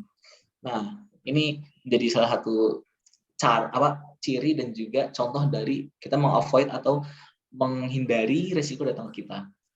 Dan yang terakhir adalah reduce. Reduce itu kita coba kurangi nih. Kan kita tahu ya, ketika kita menjalankan bisnis selalu ada biaya tak terduga gitu. Entah tiba-tiba di tengah butuh apa, karena kita berjalan baru beberapa tahun atau beberapa bulan. Nah, resiko-resiko seperti ini ya udah kita kurangin aja, kita turunkan gitu kan, sedikit demi sedikit. Kita coba evaluasi dari semua hal yang kita kerjakan, kira-kira dari iterasi pertama atau dari alur yang pertama kita udah jalanin, kira-kira ada nggak sih biaya-biaya yang bisa dipotong, tapi kualitas tetap sama gitu. Nah, itu kita coba kurangi resikonya. Karena tadi itu kan potensi kerugian ya. Kalau misalnya kita nggak coba kurangi, ya untung kita mungkin segini-segini aja. Jangan-jangan kalau kita potong biayanya bisa dapat keuntungan lebih tinggi. Gitu. Oke, mungkin biar nggak jenuh juga ya, Bapak-Bapak dan Ibu. Sebelum kita ke sana, sebelum kita bahas lebih lanjut, mungkin saya pengen memberikan video lagi nih. Ada satu orang yang menurut saya sangat menginspirasi diri saya ya, Pak Hendy Satriargo dari GE atau General Electric Indonesia gitu. Untuk materinya, begitulah terkait pola pikir wirausaha ya Pak. Kita sudah mendapatkan ya 8 insight terkait pola pikir wirausaha itu harusnya apa gitu, seharusnya seperti apa. Mulai dari mengambil dan mengenali peluang, lalu berpikir kritis terhadap masalahnya, dan juga berpikir kreatif. Tadi juga kita sudah melihat kita tuh harus komunikatif dan kolaboratif. Kita juga harus berinisiatif dan juga mandiri dalam menjalankan bisnis kita. Jangan nunggu siapa-siapa dulu, tapi kita juga harus berorientasi pada masa depan. Dan yang terakhir adalah kita coba menerima resiko, kita kelola resiko yang menjadi keuntungan untuk kita, dan kita coba lebih fleksibel dan juga adaptif terhadap hal-hal yang akan datang kepada diri kita, khususnya pada bisnis kita di masa depan. Nah, itu yang perlu Bapak dan Ibu coba refleksikan, apakah sudah saya penuhi tuh pola pikir tadi. Jangan-jangan saya sama ini bisnis tapi belum ada poin-poin tadi gitu. Saya udah menjalankan poin-poin tadi gitu. Nah, coba kita sama-sama renungi, sama-sama refleksikan, kita kurangnya di mana, ya kita belajar di sana gitu. Kita coba kembangin diri kita, belajar lebih jauh agar memiliki pola pikir seperti tadi. Oke, ini untuk penutup ya, video untuk penutup. Mungkin Bapak-Bapak bisa santai saja mendengarkan video ini karena ini sangat seru ya, sangat menginspirasi, benar-benar sangat menginspirasi.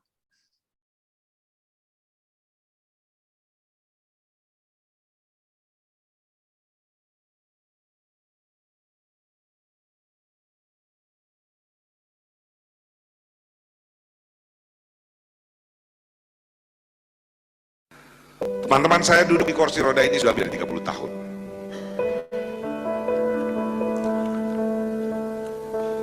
Umur saya masih 17 tahun waktu itu. Ketika dokter kemudian punya kanker kelenjar getah bening yang tumbuh di tulang belakang saya. Kami bawa ke dokter, ke orang pinter, gak tahulah berapa itu IQ-nya orang. Tapi ternyata Allah pengennya bikin saya nggak bisa jalan. Jadi pada satu sore sesudah berbulan-bulan saya nggak sekolah, ibu saya manggil saya, "Nak, ayo kita sholat asar. Kamu jadi imam." Saya bilang sama ibu saya, "Ma, aku jalannya udah goyang ini." Lalu dia bilang, "Nggak apa-apa, ayolah jadilah imam." Jadilah saya imam sholat asar itu. Ketika saya ruku di rakaat kedua, saya jatuh. Dan itu adalah hari terakhir saya bisa berdiri. Saya bisa berjalan. Ketika kejadian itu terjadi, saya merasa dunia gelap. Saya marah pada Tuhan. Saya marah pada semua hal. Saya frustrasi luar biasa. Saya mengurung diri di kamar berhari-hari. Gak mau ketemu orang. Sehingga akhirnya ayah saya dobrak pintu kamar itu. Kemudian ayah saya buka jendela. Dia duduk di sebelah dipan saya dan bilang, "Nak, ayah hanya ingin menyampaikan satu hal, papa hanya ingin menyampaikan satu hal. Hidup ini pilihan. Kalau kau memilih nggak mau ngapa-ngapain, tidur aja di sini, ya nggak apa-apa. Kami sebagai orang tua paling cuma bisa mendukungmu. Tapi kalau itu pilihanmu, seumur hidup kau akan selalu merasa sedih. Karena kau akan selalu bandingkan hidup kau dengan orang lain. Dan setiap kali kau lihat orang lain mampu melakukan sesuatu yang dulu kau mampu lakukan, kau akan sedih. Ada pilihan kedua, nak. Itu seperti mendorong mobil di jalanan yang terjal. Gak boleh berhenti. Karena kalau berhenti, mobilnya turun lagi. Harus terus didorong. Kalau kau capek, nggak apa-apa. Pelan tapi tetap dorong. Jangan berhenti. Dulu kau suka manjat tebing. Nggak mungkin orang main manjat tebing di kamar ini. Kau suka main teater. Nggak cukup lapangan rumah kamar ini untuk orang main teater. Kau suka nangkap kupu-kupu. Nggak masuk kupu-kupu itu banyak-banyak ke kamar ini untuk ditangkap. Sudah, habis itu beliau pergi ke kantor. 10 menit sesudah itu saya keluar dari kamar. Saya bilang pada ibu saya, "Ma, saya mau sekolah. Tolong panggilkan taksi." Sejak hari itu saya dorong mobil saya. Susahnya setengah mati, teman-teman. Tapi kalau saya nggak berani dorong itu, nggak sampai saya di sini. Nggak mungkin saya bisa lihat lagi kampung saya di Payakumbuh itu. Nggak mungkin saya bisa lihat Lombok, New York, Paris, Gorontalo, dan seterusnya. Karena untuk naik pesawat aja susah aja setengah mati. So teman-teman, setiap orang pasti punya kesusahannya. Anda pasti punya kesusahan masing-masing.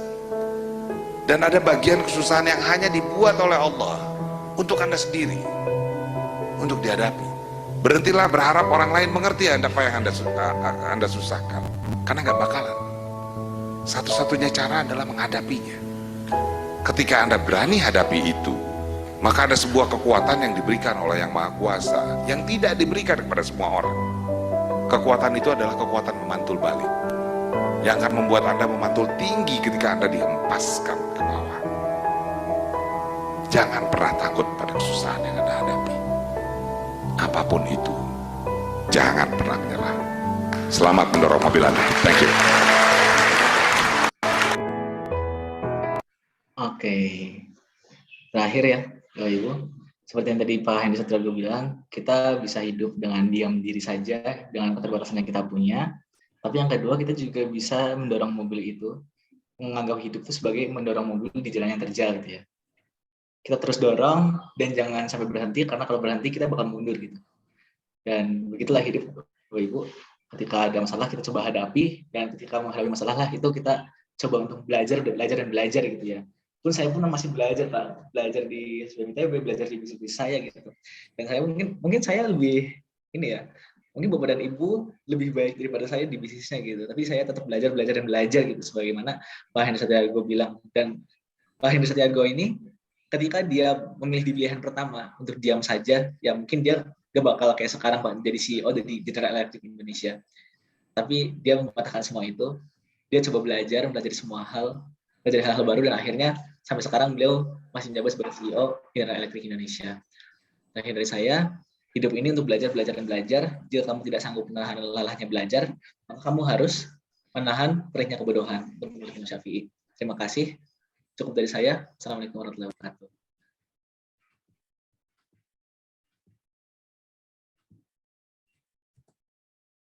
Luar biasa sekali itu videonya Pak John, Mas. Luar biasa. Dava. Sangat-sangat menginspirasi kita semua. Ya. Ternyata ilmu itu luas. Kita akses dengan saat ini saling berbagi ilmu dari Mas Dava terhadap kita semua. Ada analisa tentang VUCA, tentang kondisi bisnis yang tidak menentu, kemudian ada money, kemudian ada beberapa video-video tentang memotivasi. Ternyata saya sakit pikirkan tadi ini tentang hidup ini pilihan katanya. Kalau milih tidur ya boleh juga gitu. Dia akan nyesal nantinya setelah nanti hidupnya akan bertambah terus umurnya. Kemudian kesusahan itu tetap ada semua orang. Kita keterbatasan ilmu, keterbatasan akses, keterbatasan mitra, keterbatasan usaha kita gitu ya. Sehingga perlu ada oleh Mas Dava tentang inovasi, kemudian bisa berpikir lebih ke depan. Kemudian tadi ada selain disampaikan, mulailah dari akhir tadi. Mulai dari akhir dibawa ke sekarang ini. Itu maksudnya Mas Dava gimana? Ya, terima kasih Pak Joni pertanyaannya ya. Maksudnya apa sih kita harus mulai dari akhir gitu? Kita start from the end itu maksudnya apa gitu? Nah, begini teman-teman, Bapak Ibu semuanya ya. Coba sebelum kita melakukan segala sesuatu, kita tentukan apa sih yang ingin kita capai di masa depan gitu. Kita tentukan dulu goals-nya, kita tentukan dulu objektifnya, apa yang ingin kita capai gitu. Dan apa yang ingin kita capai kan ada di akhir, Pak, bukan ada di sini gitu. Ada jauh di arah sana, mungkin 2020 atau 2030 atau misalnya 20 tahun ke depan ya, 50 tahun ke depan yang ingin kita capai gitu. Kita coba pikirkan hal itu, apa sih yang ingin kita capai 50 tahun ke depan di bisnis kita ya. Oh, saya pengen nanti bisa masuk ke indeks saham gitu, IPO, dan juga bisa menyebarkan saham pada orang-orang. Atau bisa saya pengen punya 10 cabang di tempat-tempat yang berbeda di seluruh Indonesia. Itu kan hal yang misalnya harus kita tentukan sekarang sebelum nanti kita membuat strateginya di hari ini gitu. Jadi kita bergerak hari ini untuk mencapai kita yang lebih baik di masa akan datang. Begitu. Mungkin bisa kalau saya teringat quotes nih, ada satu quotes, kita harus punya menggantungkan cita-cita kita tuh setinggi bulan. Lalu kita arahkan panah kita tembak cita-cita kita itu ke bulan. Andai kata anak panahnya itu meleset gitu ya, nggak tepat sasaran, pasti akan mendarat di salah satu bintang. Betul, betul Pak. Jangan takut buat teman-teman yang berwirausaha ya, harus menjadi entrepreneur. Tadi materinya bagus sekali itu Mas Dava. Sebagai seorang entrepreneur harus tahan banting, harus memiliki kreativitas dan inovasi yang harus jadi beda gitu. Oke, kita buka sesi tanya jawab mungkin 5-10 menit. Ada yang ingin bertanya, bisa dinyalakan mikrofonnya, sudah kami open. Atau yang ingin sharing? Mas Dava, saya ingin nanya. Sekarang ini tadi kompetitor juga tadi ada juga bagian tantangan kita kompetitor ya. Ini Alfamart sama Indomart itu berdekatan itu gimana filosofinya itu? Saya Pateron, Pak, jadi pertanyaannya ya. Nah, itu kan sebenarnya bagian dari strategi, Pak. Saya belajar ini dari Coach Indrawan Nugroho ya, di mana beliau kan memang salah satu CEO, Chief Executive Officer dari PT CIAS atau Corporate Innovation Asia ya. Beliau sempat membahas gitu Pak, kenapa Indomaret dan Alfamart itu bersebelahan gitu. Apa sih sebenarnya yang ingin dicapai dari Indomaret ini gitu, atau dari Alfamartnya gitu, dengan bersebelahan dengan kompetitornya gitu.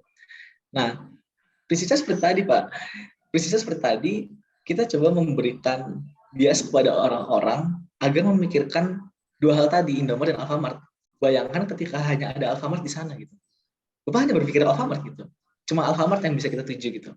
Tapi ketika Bapak bisa menyediakan Indomaret di sebelahnya, Bapak sebagai customer, sebagai orang yang akhirnya ingin membeli barang kebutuhan Bapak, kebutuhan rumah tangga atau kebutuhan sehari-hari, Bapak pasti akan berpikir, hari ini saya harus beli di mana ya?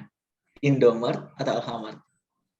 Ketika Bapak sudah memikirkan Alfamart atau Indomaret di pikiran Bapak, goals atau tujuan dari Alfamart itu sudah tercapai, Pak. Bapak memikirkan Alfamart saja, itu merupakan goals dari Alfamart untuk mencapai awareness gitu. Apalagi isi-isinya makin goreng. Indomaret sama Alfamart selalu bersebelahan ya. Mungkin sering dilihat di meme atau di poster-poster guyonan di kampung-kampung kita ya, di desa-desa kita sering banget nih Indomaret sama Alfamart yang disebelahkan gitu kan. Padahal harganya sama-sama aja gitu. Nah, sebenarnya strategi marketing Pak yang perlu kita mungkin coba terapkan ke kompetitor kita, ke lawan bisnis kita gitu kan. Atau kita coba kembangkan kalau misalnya Indomaret sama Alfamart ini bersebelahan di strateginya gitu kan untuk menggait pasar yang sama gitu. Jadi kalau misalnya Indomaret aja dan nggak bersebelahan kan berarti ke Indomaret semua nih 100% Indomaret. Kalau bersebelahan kan 50-50 gitu kan. Dan itu kita coba terapkan di berbagai tempat gitu. Nah, kira-kira di bisnis Bapak seperti apa gitu? Misalnya di Pos Indonesia nih, mungkin menerapkan strategi yang berbeda gitu. Bukan ditempatkan di dekat kurir lain, tapi kita masuk ke berbagai sektor-sektor yang mungkin memiliki kebutuhan di sisi distribusi gitu. Saya pun sebenarnya salut ya dengan Pos Indonesia ya, yang memang ketika pandemi bukan ya saya mungkin bisa mengkategorikan Pos Indonesia sebagai bisnis yang memang growth di masa pandemi ya, mengikuti orang-orang yang mereka melejit juga naik pendapatannya ketika di masa pandemi. Kita bisa lihat dari ekosistemnya dan juga inovasi yang sudah dikembangkan tadi. Walaupun Pos Indonesia sudah berdiri lama, tapi udah nggak konvensional lagi gitu, sudah menerapkan cloud computing system, sudah menerapkan organisasi yang agile gitu kan. Itu hal-hal yang sebenarnya diterapkan oleh perusahaan-perusahaan di luar sana di internasional ya, dan sudah bisa mengadopsi itu supaya bisa bertahan sampai sekarang, itu hal yang sangat bagus itu Pak. Dan juga Pos Indonesia berkembang, UMKM di Indonesia pun ikut berkembang karena dasar dari Pos Indonesia tadi gitu kan. UMKM di Indonesia udah mulai merambah ke digital marketing, udah mulai ke marketplace gitu kan untuk penyebaran produknya, dan Pos Indonesia membantu UMKM Indonesia untuk mengirimkan produk-produknya ke seluruh Indonesia. Gitu Pak. Ya. Oke, Pak Riki, pertanyaan saya itu ada ingin bertanya lagi atau ingin menampilkan tentang lain keadilan? Ya, mungkin sambil menunggu teman-teman yang ingin bertanya atau yang ingin sharing ya, saya coba tampilkan opsi nih, peluang usaha buat Bapak Ibu sekalian untuk bisa membuka kantor pos cabang di tempat Bapak Ibu. Ya, jadi PT Pos Indonesia saat ini membuka peluang kesempatan buat individu maupun badan usaha ya, baik itu BUMDes, koperasi, PT, CV gitu ya, untuk membuka kantor pos cabang. Gitu. Bahasanya kita pakai kantor pos cabang karena nanti Bapak Ibu sudah diperbolehkan memasang plang, itu tulisannya sudah kantor pos, sudah bukan menjadi agen pos lagi. Gitu. Dan pegawai yang jaga diberikan kesempatan yang sama untuk menggunakan seragam PT Pos. Wah, keren kan nih? Oke, saya coba share sedikit mengenai peluang tersebut. Ya, perkenalkan, saya Riki dari PT Interindo Arta Kreasi. Jadi kami adalah mitra strategis PT Pos Indonesia untuk pengembangan keagenan kantor pos, gitu ya. Biasa disebut sebagai main agent. Nah, sedikit gambaran mengenai Interindo Arta Kreasi. Jadi kami adalah grup dari PT Indobest Arta Kreasi. Kami adalah perusahaan startup teknologi ya, yang melayani pembayaran tagihan-tagihan abodemen, tagihan rutin bulanan, pasca bayar, maupun untuk pembelian top up atau isi ulang, beli pulsa, beli paket data, token listrik, maupun top up e-money, dan lain sebagainya. Gitu ya. Aplikasi kami selain di Indonesia juga digunakan di Malaysia, Singapura, Hong Kong, dan Korea Selatan. Saat ini kami berkantor di Alam Sutera di Tangerang. Di Indonesia sendiri kami sudah memiliki lebih dari 400.000 agen. Rata-rata bermain di penjualan pulsa gitu ya, konter-konter pulsa dan lain sebagainya. Transaksi yang kami handle sebulan itu kami menangani lebih dari 6 juta transaksi. Dijemput sama Lala, kamu ngapain? Ini di telepon barusan. Bentar tapi Zul, ntar aku takut. Ya, Bapak Bapak Ibu mohon bantuannya ya, kerjasamanya untuk mic-nya dimatikan supaya tidak mengganggu rekan-rekan yang lain, gitu ya. Nah, teknologi yang kami gunakan ini setara dengan keamanan dan backup, setara dengan fintech, financial technology. Layanan pembayaran kami saat ini tersedia lebih dari 1.000 layanan pembayaran. Dan kami termasuk salah satu online agregator operator seluler di Indonesia. Nah, seperti yang tadi digambarkan oleh Mas Dava, ya, ternyata di Indonesia itu ketika pandemi kemarin ada sekian persen pengusaha-pengusaha lokal UMKM justru yang tidak terdampak pandemi. Bahkan sekian puluh persen tadi cenderung meningkat. Nah, ini kenapa bisa begitu? Karena mereka sudah melek teknologi. Kalau kita lihat nih perbandingan antara penduduk Indonesia dengan pengguna internet, ini berbanding lurus dengan Indonesia memiliki jumlah penduduk hampir 300 juta. Nah, otomatis Indonesia ketika sudah mencapai pemerataan internet di seluruh wilayah Indonesia, ini potensi yang sangat luar biasa ini Bapak Ibu. Walaupun belum 100% aja penduduk wilayah Indonesia tercover internet, ini pengguna internet Indonesia aja ini sudah mau 200 juta. Dan Indonesia termasuk pertumbuhan e-commerce tercepat.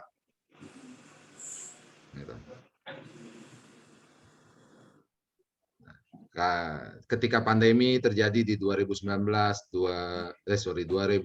sampai 2021 kemarin, gitu ya, di pertengahan 2022 juga kita masih merasakan pembatasan aktivitas, itu terjadi peningkatan transaksi secara online. Ini masyarakat bukan cuma di Indonesia, tapi di seluruh dunia ketika pemberlakuan pembatasan aktivitas, terjadi pertumbuhan transaksi secara online yang sangat signifikan. Di Indonesia sendiri, kita sudah nggak asing lah dengan nama-nama seperti Shopee, Tokopedia, Bukalapak, Lazada, dan lain sebagainya. Ini transaksi mereka ini sudah TT-an ini. Gitu. Nah, ketika kita bicara mengenai transaksi secara online, pembelian online, gitu, ini tidak terlepas dari layanan jasa kurir. Karena belum ada satu teknologi pun di dunia yang bisa memindahkan satu barang dari satu wilayah ke wilayah lain dengan disinar. Kalau Bapak Ibu suka nonton film fiksi ilmiah kayak film Star Trek ya, itu bisa dipindahin disinar, barang dari Jakarta disinar, lalu disinar balik sampai di Bandung. Belum ada. Maka dari itu dibutuhkan layanan jasa kurir. Seperti di video awal yang kami putarkan, seorang anak muda di Bali, ya, ini sukses membangun bisnis sebagai agen pos. Gitu. Nah, karena bisnis agen pos ini salah satu bisnis yang cenderung naik ketika pandemi kemarin. Terjadi banjir kiriman. Nah, PT Pos memiliki lebih dari 4.500 kantor cabang di seluruh Indonesia dengan cover area dari ujung Pulau Sumatera sampai Papua. Tidak ada wilayah yang tidak bisa di-cover oleh PT Pos. Nah, nanti ketika Bapak Ibu bergabung membuka layanan keagenan kantor pos, ini sudah selayaknya seperti kantor pos cabang yang tadi saya katakan di awal. Bapak dan Ibu bisa melayani pembayaran tagihan rutin bulanan masyarakat sekitar yang mau bayar token, yang mau bayar tagihan listrik, mau bayar air, BPJS gitu ya. Bisa dilayani di tempat Bapak Ibu. Lalu yang mau beli pulsa, mau paket data, token listrik juga bisa dilayani. Nah, yang sekarang sedang berkembang dan cenderung meningkat gitu ya, adalah pengiriman surat dan paket ke seluruh Indonesia. Karena PT Pos setidak-tidaknya memiliki 1 kantor pos cabang di setiap kecamatan nih, Bapak Ibu. Jadi tidak usah khawatir paket itu tidak sampai. Karena PT Pos punya cabang lebih dari 4.500 di seluruh Indonesia. Nah, yang keempat, Bapak Ibu juga bisa melayani pengiriman surat dan paket ke seluruh dunia. Karena PT Pos sudah bergabung dalam Asosiasi Kantor Pos Dunia, UPU. Ini dengan anggota lebih dari 200 negara. Maka dari itu, Pak Joni ini senantiasa memberikan insight literasi bisnis buat teman-teman BUMDes, UMKM dan koperasi, supaya produk-produk mereka ini bisa go internasional. Jadi bisa jadi eksportir baru yang jualannya bukan cuma jago kandang istilahnya. Harus bisa jualan ngirim sampai ke Uni Arab maupun ke seluruh dunia gitu ya. Ke Taiwan, ke Arab, ke Kanada, ke Belanda, ke Singapura. Bahkan kemarin ketika acara BUMDes Talk yang tentang ekspor gitu ya, ada pengusaha muda yang ekspor keripik jengkol ke Singapura, ke Malaysia. Itu sangat luar biasa. Nah, yang kelima, nanti Bapak Ibu juga bisa melayani penjualan benda-benda pos. Ada perangko, materai, dan lain sebagainya. PT Pos juga mengikuti perkembangan zaman, kebutuhan-kebutuhan dalam jasa pengiriman, seperti layanan COD, cash on delivery. Ini layanan COD-nya PT Pos saat ini termasuk yang paling cepat untuk pembayarannya. Jadi ketika barang tersebut sudah diterima oleh kurir, itu H+1 uang tersebut sudah diterima oleh penjual COD-nya. Sudah ditransfer masuk ke rekening penjual. Nah, yang kedua dan ketiga, PT Pos juga sudah bekerja sama dengan Bukalapak dan Shopee untuk kiriman cashless. Jadi teman-teman yang jualan di Shopee, ini tidak usah pusing mengenai ongkos kirim, tinggal bawa paketnya, barang jualannya ke agen pos, kantor pos terdekat, tidak usah bayar ongkir lagi. Nanti diselesaikan Shopee dengan PT Pos Indonesia, makanya disebut cashless. Kenapa harus bergabung dengan IAK untuk membuka kantor pos? Yang pertama, di layanan kami, 1 saldo untuk semua transaksi, Bapak Ibu. Mau bayar-bayar, mau top up, mau kirim-kirim, ini 1 saldo. Di luaran masih dipisah-pisah, mitra-mitra yang lain. Aplikasi A untuk bayar-bayar, aplikasi B untuk kirim-kirim. Jatuhnya harus 2 deposit. Di kami cukup 1 deposit, Bapak Ibu. Aplikasi kami sediakan untuk digunakan baik web maupun Android. Fee atau imbal jasa kami berikan secara harian, Bapak Ibu. Di tempat lain ada yang mingguan, bahkan ada yang bulanan. Bahkan beberapa katanya ada yang fee-nya belum dibayar-bayar. Kita berikan secara harian. Hari ini transaksi, besok terima fee, masuk ke saldo deposit. Nah, pembatalan kiriman, saldonya balik saat itu juga. Kami sediakan juga laporan transaksi yang detail, dan kita berikan maintenance dan support seperti yang kita lakukan selama ini dengan BUMDes Talk, meningkatkan literasi bisnis teman-teman BUMDes UMKM dan koperasi. Nah, sedikit gambaran mengenai perhitungan fee yang nanti diterima oleh teman-teman. Kalau kita lihat di tabel sebelah kanan, ini adalah layanan-layanan yang dimiliki oleh PT Pos untuk kiriman domestik maupun internasional. Kita coba hitung-hitungan kiriman domestik aja, Bapak Ibu. Kita perhatikan di tabel yang nomor 2, kirat khusus, dan yang nomor 5, ekspres. Fee standar paling kecil itu Bapak Ibu dapat 17,5% yang kirat khusus dan ekspres. Kalau omsetnya di atas 25 juta, fee-nya naik menjadi 20%. Nah, kita coba hitung-hitungan. Kalau misalkan dalam 1 bulan rata-rata 40-an paket dengan tarif ongkir rata-rata di 25.000 lah. Omsetnya 25 juta sebulan. Maka Bapak Ibu mendapatkan fee imbal jasa 17,5%. Ketika omsetnya sudah 100 juta sebulan, maka fee-nya menjadi 20% nih Bapak Ibu. Imbal jasanya juga jadi naik menjadi 20 juta. Kalau tadi di video awal, agen yang di Bali itu omsetnya sebulan sekitar 400 juta.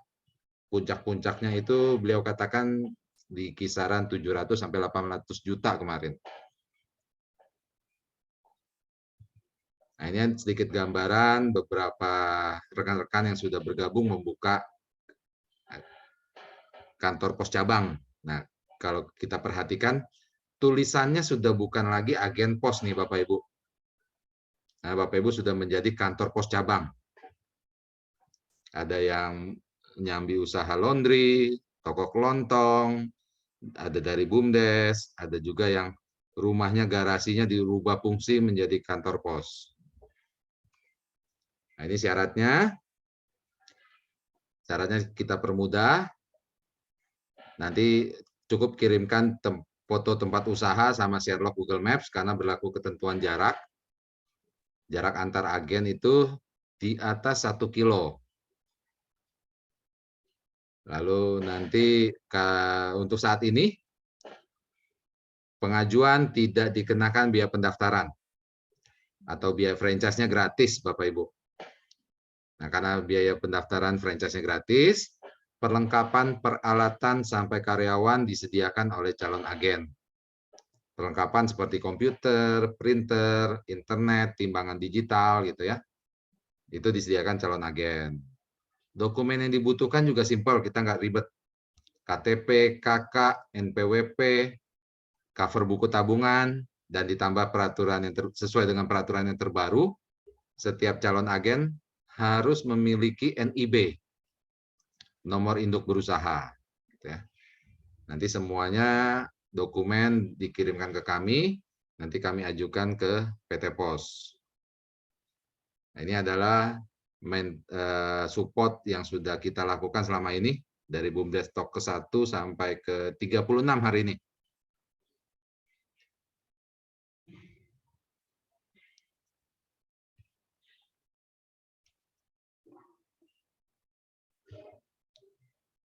Nah, terakhir saya kasih sedikit animasi. Ada 2 orang yang mau berkirim paket, yang satu ke kantor pos, satu ke jasa kurir X gitu ya.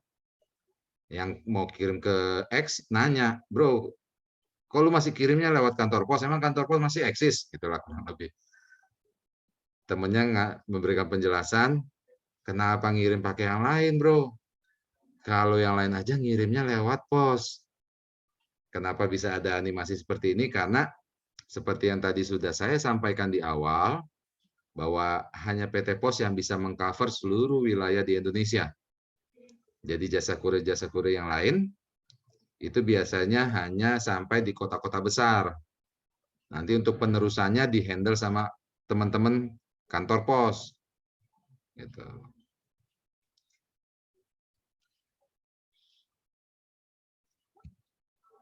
Oke, Bapak Ibu, kita buka sesi tanya jawab. Yang ingin tanya, yang ingin sharing,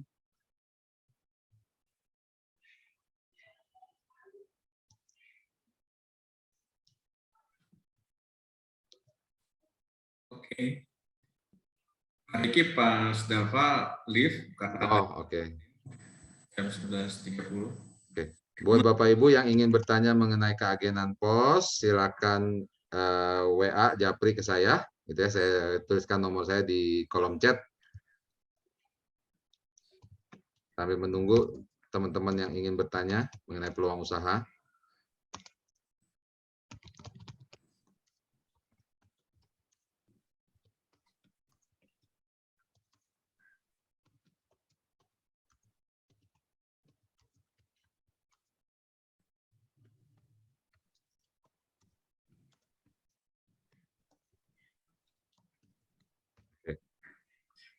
Syarat-syaratnya tadi yang pertama pasti punya tempat atau ruangan khusus ya yang representatif Bapak Ibu.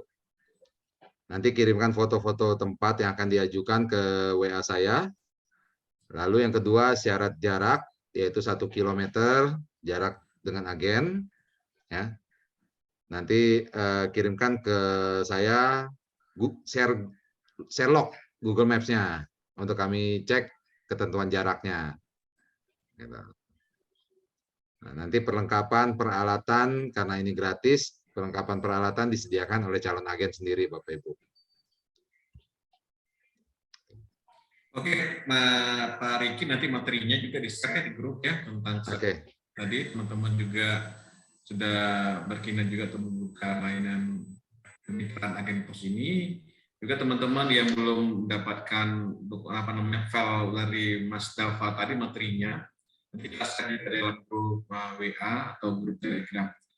Rekan sekalian, tema tentang hari ini kita melibatkan mahasiswa dari Jember ITB, merupakan bagian dari meningkatkan atau memberikan informasi terhadap hal-hal aktivitas para mahasiswa terhadap para UMKM dan BUMDes serta koperasi. Jadi ini akan berlanjut terus untuk kedepannya dengan melibatkan teman-teman para mahasiswa, dan juga kalau ada juga dosennya yang ingin memberikan materi itu juga lebih bagus. Kita welcome, silakan akan saya 0812 654 20.000 teman-teman yang punya materi atau para dosen atau mahasiswa yang ingin memberikan presentasi di channel ini, silakan WA saya ke 0812 654 20.000. Itu Pak Riki. Jadi kita terima kasih nih kepada Mas Dava yang sudah memberi materi dari awal. Luar biasa tentang merubah mindset tentang bisnis, bagaimana iklim bisnis dalam industri ini, katanya VUCA gitu ya. VUCA itu complexity, volatility, kemudian maksudnya tidak menentu dan kompleks gitu ya, dan luar biasa kondisi bisnis ini. Tadi katanya UMKM katanya bangkrut, tapi beberapa ini UMKM tumbuh gitu. Satu sisi tentu tumbuh dengan sekian persen pada saat pandemi. Tentunya kita dari PT Pos Indonesia selalu setia untuk melakukan kegiatan ini, untuk memberikan informasi update kepada teman-teman semuanya, kepada pelaku usaha atau kepada mahasiswa trainer yang ingin berwirausaha, silakan. Berwirausaha untuk jadi agen pos juga boleh, ya Pak Riki, sesuai dengan tadi, silakan daftar untuk berwirausaha. Kita juga ajar di sini di channel ini, di channel sebelumnya silakan diikuti di YouTube kita di BUMDes Talk untuk melihat atau mempelajari kembali tentang digital marketing dan sebagainya. Gitu, Pak Riki. Sepertinya ada pertanyaan lagi atau yang lain atau cukup kayaknya Pak. Cukup ya. Ya, gitu. Saya demikian kegiatan acara BUMDes Talk ini, dan untuk kegiatan BUMDes Talk ke-37 Kamis depan, topiknya tentang scale up bisnis melalui channel penjualan atau channel akses channel dengan ekosistem di GoFood. Kita hadirkan dari Gojek untuk memberikan presentasi tentang bagaimana para UMKM ini bisa membuka peluang usaha di GoFood, terutama teman-teman yang suka belanja GoFood ini, atau bagaimana kita bisa melisting produk-produk kita tuh di GoFood gitu. Dan Kamis depannya lagi tentang bagaimana meriset produk atau riset market terhadap produk usaha-usahanya agar lebih bisa untuk scale up. Kamis depan kita sudah datangkan para narasumber untuk 2 materi ke depannya. Saya rasa itu. Terima kasih buat rekan-rekan sekalian. Terima kasih Bapak Ibu sekalian yang sudah hadir sini. Pak Riki juga terima kasih atasnya. Kemudian teman-teman yang hadir di webinar ini, silakan tetap di grup WA maupun di grup Telegram. Kita akan hadirkan tema-tema yang menarik ke depan dan tentunya memberi insight-insight bisnis atau literasi bisnis supaya lebih meningkat lagi buat kita semua. Kita harus hadir selalu di channel ini, di BUMDes Talk selanjutnya. Dan mohon maaf apabila ada kekurangan di acara ini. Terima kasih. Pak Diki sekali lagi dan teman-teman semua, saya akhiri dengan wabillahi taufiq wal hidayah. Wassalamualaikum warahmatullahi wabarakatuh. Waalaikumsalam warahmatullahi wabarakatuh. Sampai jumpa minggu depan Bapak Ibu. Tetap semangat, tetap kreatif dan inovatif. Terima kasih. Oke, terima kasih semuanya. Terima kasih banyak untuk materinya, Rimai. Ketemu minggu depan. Terima kasih pengalamannya, Pak. Terima kasih Pak. Terima kasih. Kenapa mukul-mukul? Kenapa? Ya kenapa mukul-mukul?